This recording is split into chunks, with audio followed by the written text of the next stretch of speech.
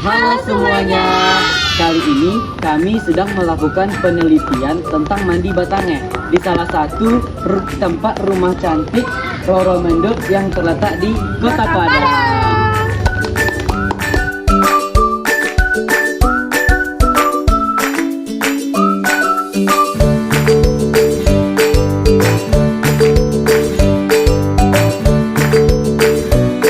Pernah nggak sih teman-teman mendengar kata Batange?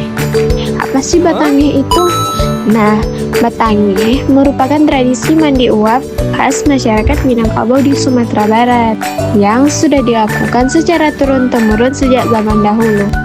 Tradisi ini awalnya digunakan sebagai metode pengobatan alami dan perawatan tubuh dengan memanfaatkan berbagai rempah-rempah dari alam. Kata Batange berasal dari bahasa Minangkabau yang berarti mandi uap atau sauna tradisional. Dalam pelaksanaannya, seseorang duduk dekat air rebusan rempah panas seperti serai, daun pandan, jeruk purut, kunyit, dan daun lainnya. Lalu, tubuh ditutupi kain agar uapnya menyerap ke badan. Apa sih Kak itu sejarah dari Batange itu? Kalau sejarah Batange yang kakak ketahui ya, ini kan berasal dari Minangkabau yang setahu kakak ya, tapi nggak tahu ya kajiannya seperti apa.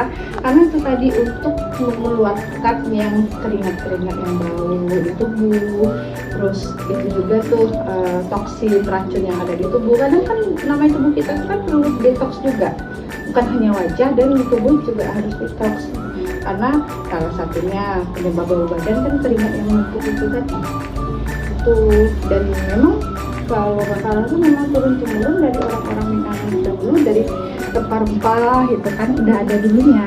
Nah, terus tuh kandungan dari Batange ini apa aja? Kalau kandungannya salah satunya itu ada kayak itu daun pandan, terus ada juga tuh serai wanginya, terus ada rempah-rempah seperti akar wangi, terus nanti apa di dalam itu juga kakak masukin sedikit, jadi untuk menghangatkan badan semuanya. Jadi memang bahan-bahan tradisional itu tadi yang diambil, jadi diracik jadi satu, makanya bisa lebih ke rempah-rempah. Kadang ada sauna.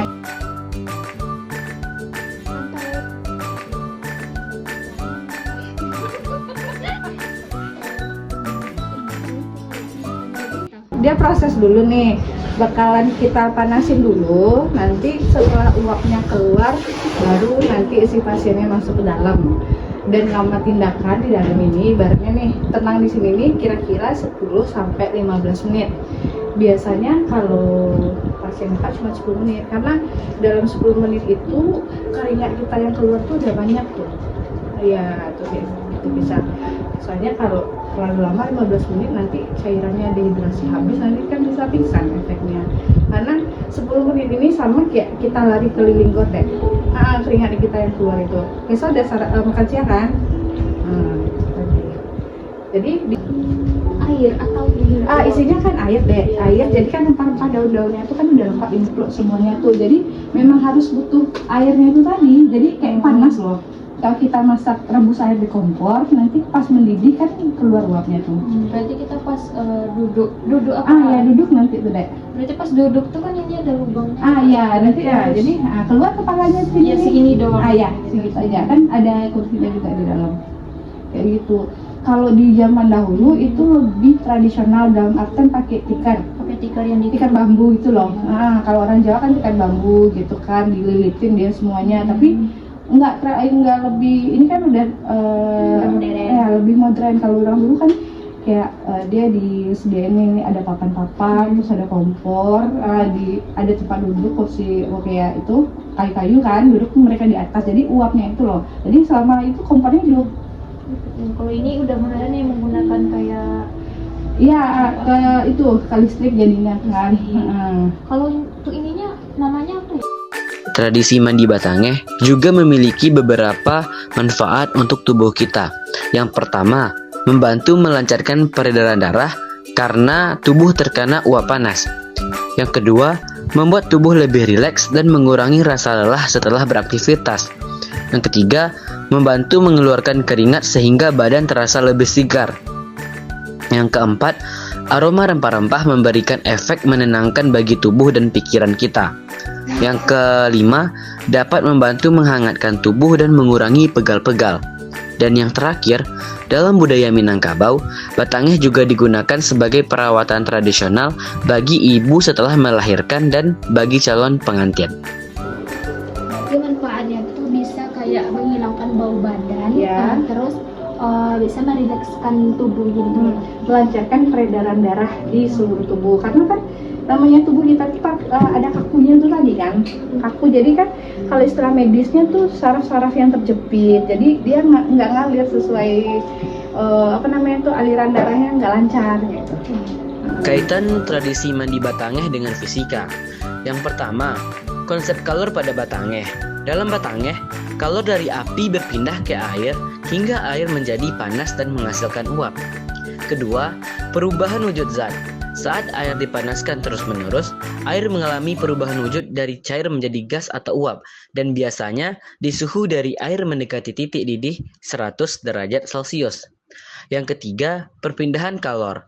Perpindahan kalor juga terbagi dalam 3 bagian di mandi batangeh, seperti konduksi, panas dari api berpindah ke panci, atau kemudian dari panci ke air. Selanjutnya, konveksi. Pada mandi batangeh, air panas bergerak ke atas dan uap panas menyebar ke tubuh pengguna batangeh. Dan selanjutnya, radiasi, yang mana tubuh tetap merasakan panas dari rebusan meskipun tidak menyentuh air secara langsung. Yang keempat, pengaruh suhu terhadap tubuh, yang mana suhu uap dalam mandi batangeh biasanya berkisar antara 40 derajat Celcius sampai 60 derajat Celcius, yang mana tubuh mengeluarkan keringat dan otot menjadi lebih rileks.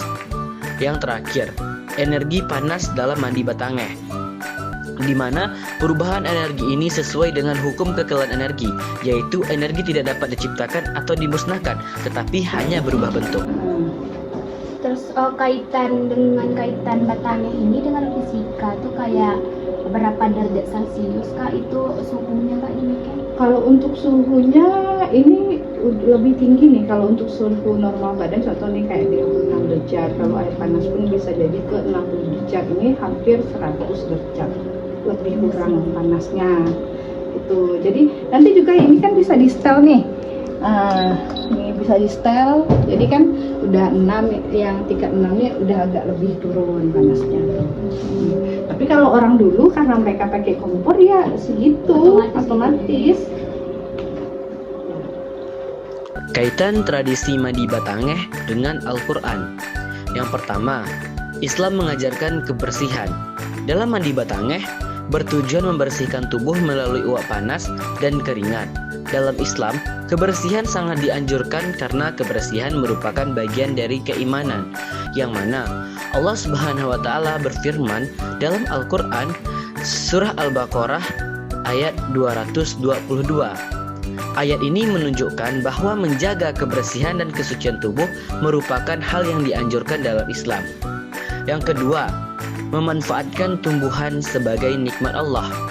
Dalam mandi batangeh digunakan berbagai tumbuhan herbal seperti serai, daun pandan, jeruk purut, dan kunyit. Semua itu merupakan ciptaan Allah yang memiliki manfaat bagi manusia. Allah Subhanahu wa Ta'ala berfirman dalam Quran Surah An-Nahl ayat 11, yang mana ayat ini menjelaskan bahwa tumbuhan yang Allah ciptakan dapat dimanfaatkan untuk kebutuhan dan kesehatan manusia. Selanjutnya, yang ketiga, menjaga kesehatan tubuh. Mandi batangeh dipercaya membantu tubuh menjadi rileks dan sehat. Dalam Islam, menjaga kesehatan juga termasuk bentuk rasa syukur kepada Allah karena tubuh adalah amanah yang harus dijaga. Allah Subhanahu wa Ta'ala berfirman dalam Quran Surah Al-Baqarah ayat 195. Ayat ini mengajarkan manusia untuk menjaga diri dan tidak merusak kesehatan. Selanjutnya, kaitan mandi batangeh dengan hadis. Yang pertama, hadis tentang kebersihan. Artinya, kebersihan itu sebagian dari iman. Hadis riwayat Muslim. Hadis ini menjelaskan bahwa menjaga kebersihan tubuh merupakan hal yang dianjurkan dalam Islam, mandi batangeh sebagai tradisi mandi uap dapat dikaitkan dengan upaya membersihkan dan merawat tubuh. Yang kedua, hadis tentang hak tubuh, yang artinya sesungguhnya tubuhmu mempunyai hak atas dirimu. Hadis riwayat Bukhari. Hadis tersebut mengajarkan bahwa manusia harus menjaga kesehatan dan merawat tubuh dengan baik. Dalam konteks mandi batangeh, tradisi ini dilakukan untuk membantu tubuh menjadi rileks, hangat, dan segar. Yang ketiga, hadis tentang berobat. Artinya, berobatlah kalian wahai hamba Allah, karena sesungguhnya Allah tidak menurunkan penyakit kecuali menurunkan pula obatnya. Hadis riwayat Abu Daud dan Tirmizi. Hadis ini dapat dikaitkan dengan penggunaan rempah-rempah alami dalam mandi batangeh sebagai ikhtiar menjaga kesehatan tubuh dan perawatan tradisional masyarakat Minangkabau.